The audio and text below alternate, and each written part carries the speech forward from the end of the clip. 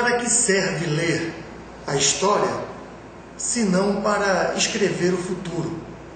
É assim que nós temos que encarar a vida e a capacidade humana de projetar o seu futuro aprendendo com as suas experiências e com a sua própria história. Nós hoje vivemos um mundo que vive uma sucessão de crises. Crises como essa que nós estamos assistindo agora, a queda da bolsa, aumento do dólar, queda dos investimentos imobiliários nos Estados Unidos. Mas se a gente for observar na história, essa não é a primeira vez que o capitalismo dá mostras da sua dificuldade em conter crises cada vez mais graves. Já em 1929, o capitalismo, no seu início, já viveu uma grande crise de superprodução. Agora essa crise se repete como uma crise de superoferta de crédito.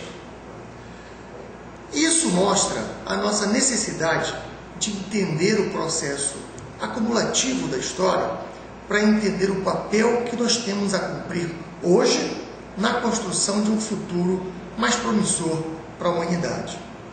Nesse sentido, nós temos que observar que esta ordem mundial, ela começa a se instalar na Segunda Grande Guerra, no final da Segunda Grande Guerra, com o acordo de Bretton Woods, que criou o FMI, criou o Banco Mundial, criou uma série de instituições que foram organizar o novo marco econômico estabelecido nessa relação entre os países vitoriosos na Segunda Guerra. E um acordo fundamental foi a paridade do lastro em ouro com o dólar, atribuindo a uma nação uma capacidade de domínio sem precedentes no período capitalista da humanidade. Então, com isso, nós começamos a ver um processo econômico que se desdobrava em processos políticos em cada nação, que agravavam e aprofundavam as diferenças sociais.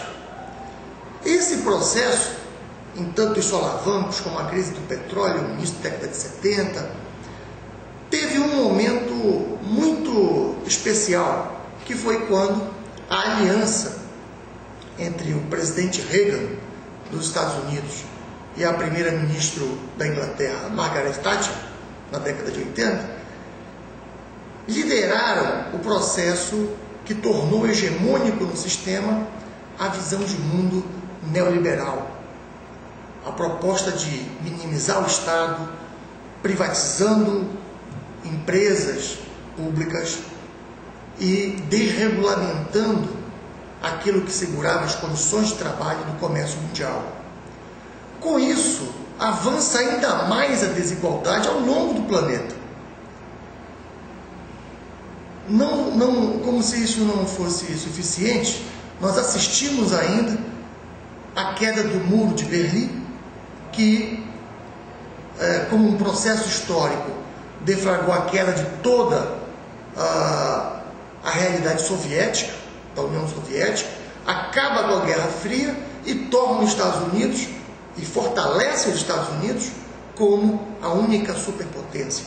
E aí abriu uma temporada de aprofundamento da concentração de renda a nível do mundo e uma consequente desigualdade social, política, com consequências graves nas migrações humanas, na devastação do meio ambiente, que trouxe problemas que até então não existiam e o mundo não conhecia com a gravidade que conhece hoje, como o aquecimento global, os conflitos étnicos e uma série de outros problemas que tornam o mundo cada vez mais frágil e mais inseguro, concluindo com a ideia de insustentabilidade.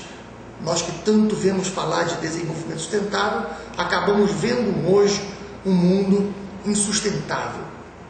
Mas as notícias não são apenas as notícias ruins. Nós precisamos entender que a ação humana, diante dos problemas, busca soluções.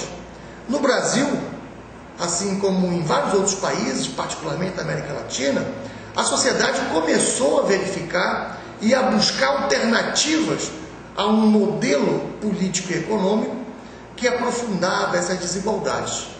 Então, no Brasil, depois da retomada da democratização, com o fim da ditadura militar, a sociedade foi conquistando pouco a pouco o direito de se manifestar, o direito de participar, o direito de decidir sobre o seu próprio destino. E com isso, construir uma caminhada que fez com que o Brasil, nesses últimos 15 anos, começasse a ter governos que tinham que prestar cada vez mais contas à sociedade. E com isso, nós chegamos hoje a um governo popular, um governo em que nunca a sociedade teve os seus direitos assumidos de forma tão importante. Então, hoje nós estamos vivendo um processo histórico novo pela sua qualidade, pela sua substância, que não é um governo que gerou conquistas oriundo de concessões, mas oriundo da luta e da organização da sociedade e da organização política. Porque da própria política nós não assistimos mais do que dois papéis: ou se é sujeito ou se é assujeitado. Até o voto nulo, que as pessoas pensam que é um protesto, é uma forma de você dizer que não está nem aí para a política, na verdade o que está sendo anulado é você.